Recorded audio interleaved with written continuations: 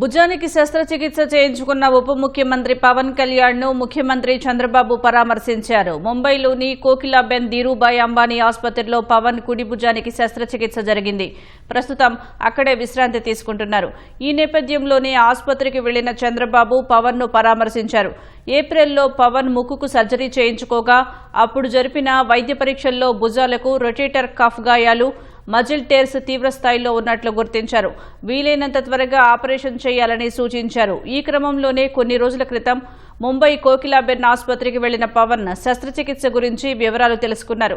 కొన్ని ముఖ్య కార్యక్రమాలు ఉండటంతో అవి పూర్తయిన తర్వాత వస్తారని చెప్పి తిరిగొచ్చేశారు. ఈ నెల 10న తిరిగి ఆసుపత్రిలో చేరారు. నిన్న 3 గంటల పాటు శ్రమించి పవన్ భుజానికి వైద్యులు శస్త్రచికిత్స చేశారు. మరికొన్ని రోజుల తర్వాత పవన్ ఎడమ భుజానికి కూడా శస్త్రచికిత్స చేయనున్నారు. పవన్ ను పరామర్శించిన వారిలో మంత్రి నారాయణ కూడా ఉన్నారు. చాలా జూబిలియంట్ గా ఉన్నాడు.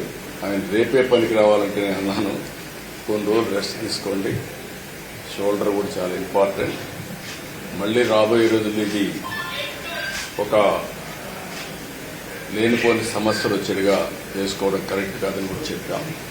ఎందుకంటే ఏదో ఒకటి చేయాలని తప్పన ఉండే వ్యక్తి డిప్యూటీ సీఎం గారు. అలాంటి ఆయనకి సమస్య రావడం కూడా బాధేస్తుంది. రెండో హ్యాండ్ కూడా చిన్న ప్రాబ్లం ఉంటే కూడా ఫిజియోథెరపీతోనే బాగవుతుంది కూడా డాక్టర్ చెప్తున్నారు. కాబట్టి ఈ 2 విషయాల విషయంలో కూడా ప్రజల్లో కూడా ఆయన ఎప్పుడు కూడా ప్రజల్లోకి వెళ్ళడం, పబ్లిక్ కూడా విపరీతంగా రావడం, వాళ్ళందరినీ నెట్టుకుంటా పోతే వాళ్ళ ప్రెషర్ కూడా ఈ షోల్డర్స్ పైన పడి ఆయనకు ఆ సమస్య వచ్చే పరిస్థితి వచ్చింది. ఏదేమైనప్పటికీ ఆపరేషన్ సక్సెస్ఫుల్ అయింది. దీనికి మనస్ఫూర్తిగా భగవంతుని కూడా ప్రార్థిస్తున్నాం.